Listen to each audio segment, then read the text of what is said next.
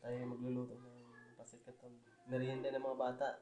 Total birthday talaga ng ano ko ngayon. Pero bukas pa naman kami kakain talaga sa labas. Ngayon ay magmimerienda. Kasi bukas pa ang dating ng mama niya. Ngayon kagagaling na sa school. Sabi ko, magmimerienda tayo ng pasit canton. Kaya tayo magluluto ng pasit canton maalam. Kaya pakulo na natin tubig.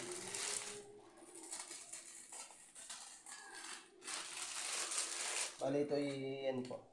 6 na pancit canton. Tapos 5 kami nakakain. Sigurado kulang ito. Sa akin pa lang.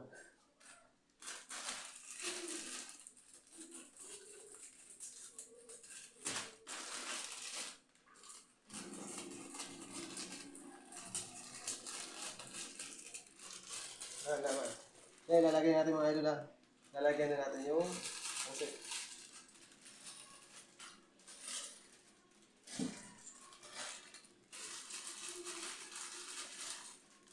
Masarap to, tapos partner ay ano, bahaw ng kanin. Masarap to mga idol. Sa kanin.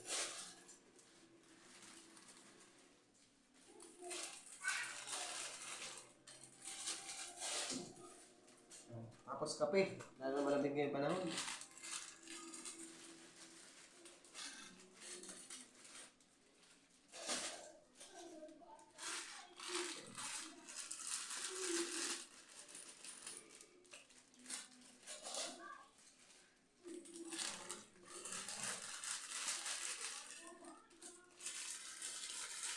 Wala tayong ano.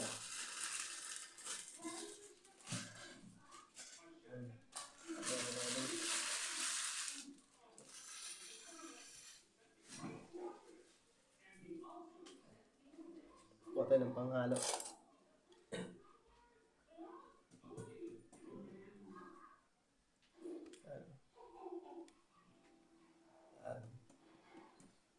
Kulong-kulo na yan. Maya-maya na yan.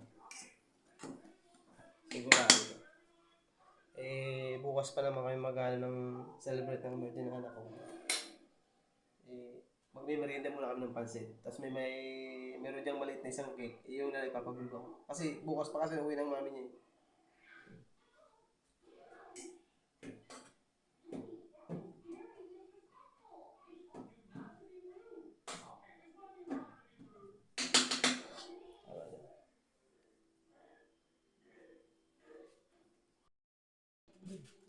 Ayan mga idol.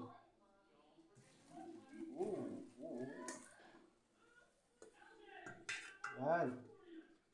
Sinasala na natin. Yun. Lagay. At natin ilalagay yung mga pampalasa.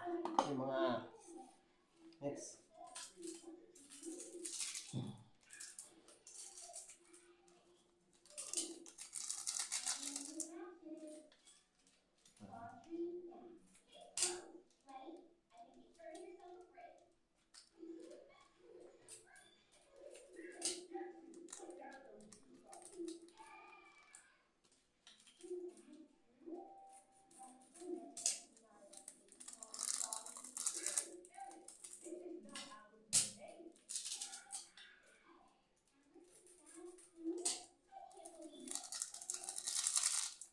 Haluin muna natin mga idol ha. Para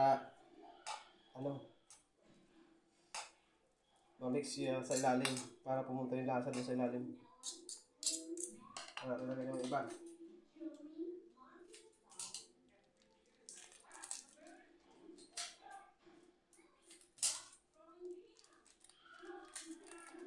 Tama-tama, may bahaw pa dyan. Sabay kape.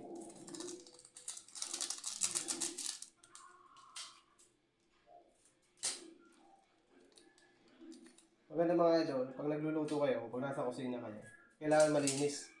Maganda kasi yung malinis ka sa lababo pag nagluluto, para makakagalaw ka ng maigi.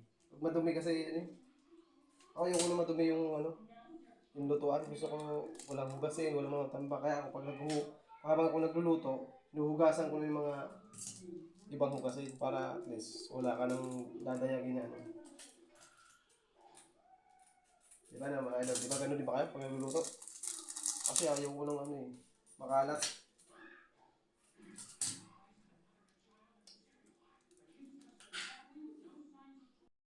Oh, okay, ito no? Nahalo na natin.